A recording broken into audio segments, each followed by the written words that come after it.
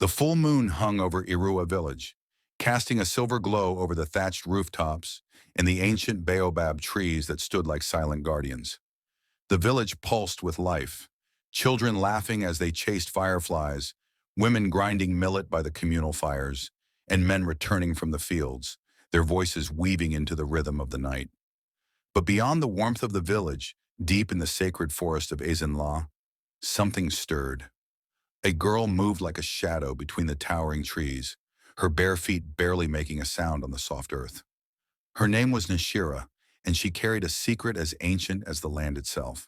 To the villagers, she was beautiful. Too beautiful, some whispered. Her skin glowed like polished ebony, and her long, dark hair shimmered like silk under the moonlight. But it was her eyes that unsettled people the most. Golden, like the sun at dawn, shifting like liquid whenever she was deep in thought. Nshira, you must be careful. The words of her grandmother, Mama Ezima, echoed in her mind. The blood in your veins is not like theirs. If they find out, they will not see you as one of them. She knew this warning well.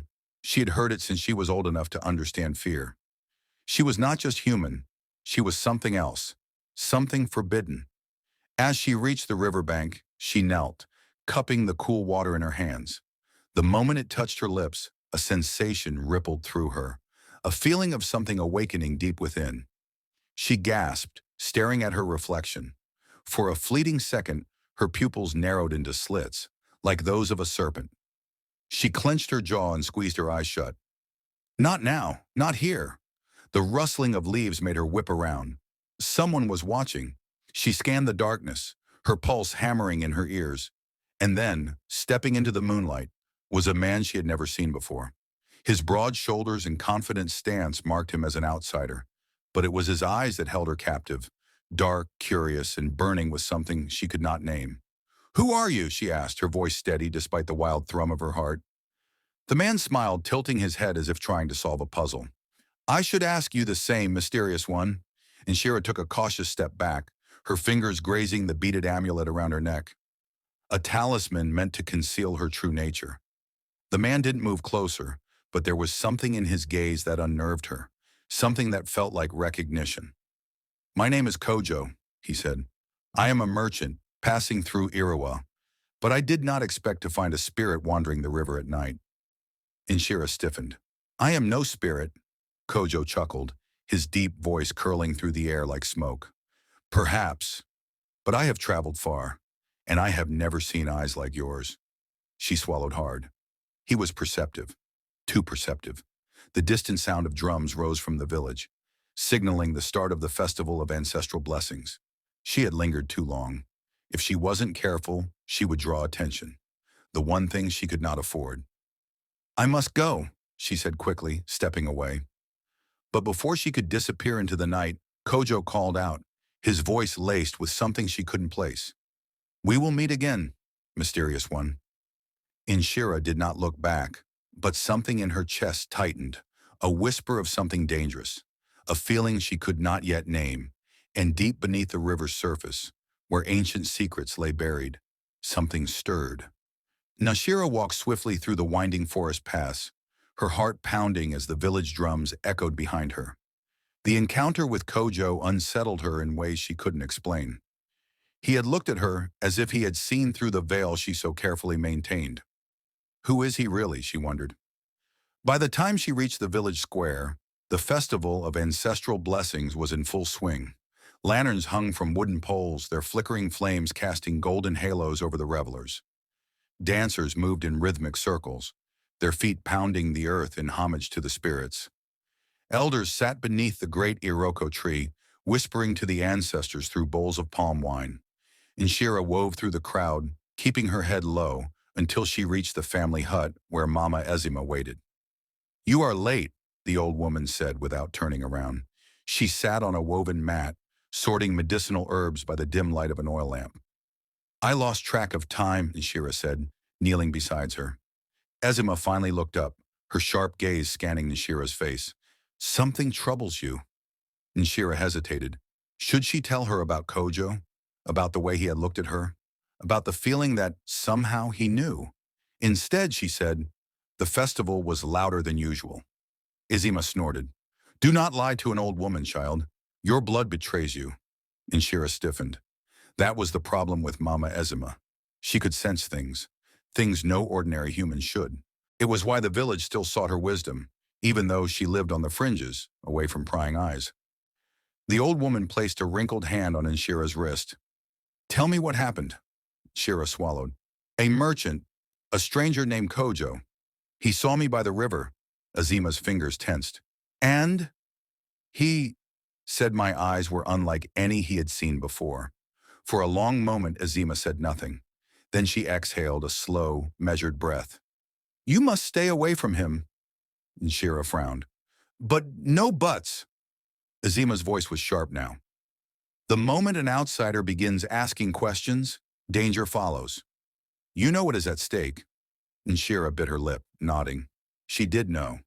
If anyone in Irua learned what she truly was, the consequences would be unthinkable. Azima softened, cupping Nshira's face in her palms. You are special, child. You carry the blood of the Nyanza, the ones who can walk between two worlds.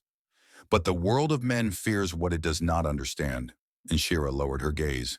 She had spent her entire life hiding, pretending to be something she was not. But for how much longer? A sharp knock on the door made both women freeze. Azima exchanged a wary glance with Nshira before rising to her feet. Slowly she unlatched the wooden door.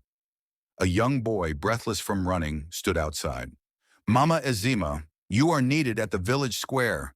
The chief's son has fallen ill. No healer can wake him. Azima grabbed her satchel of herbs. Tell them I am coming. As the boy ran off, Azima turned back to Nshira. Stay here. Nshira nodded, but something inside her twisted, a sense of unease. As Azima disappeared into the night, Nshira stood at the doorway, staring at the moonlit path leading back to the river. Somewhere in the shadows, Kojo was out there, watching, waiting, and deep in her bones she knew.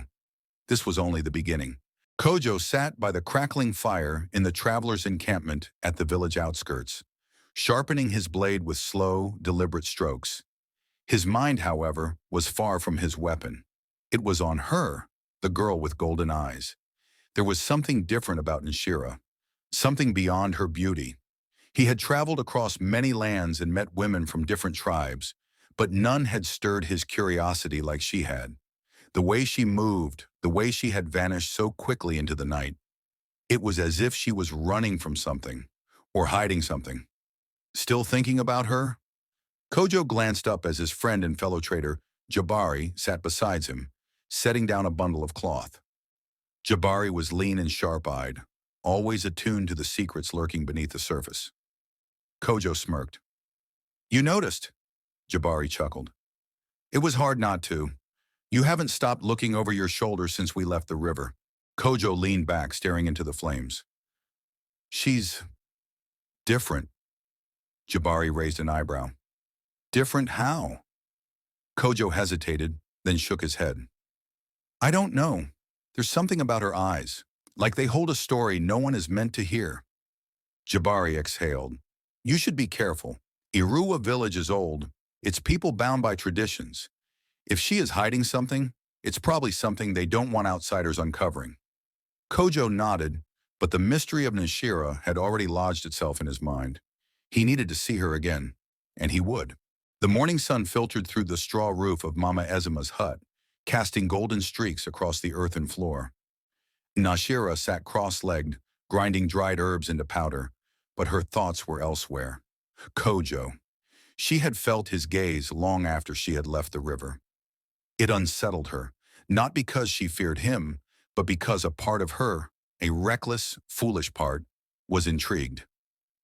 You are thinking about him, Azima's voice cut through the silence. Nshira's hand stilled. No, I'm not, Azima scoffed. Do not lie to me, child. She placed a hand on Nshira's shoulder, her touch warm but firm. You must not let your curiosity lead you to ruin. Nshira sighed. He is just a traveler. He knows nothing. Azima's eyes darkened. Perhaps, but men like him, with their questions and wandering spirits, have a way of pulling secrets into the light. A knock at the door interrupted them.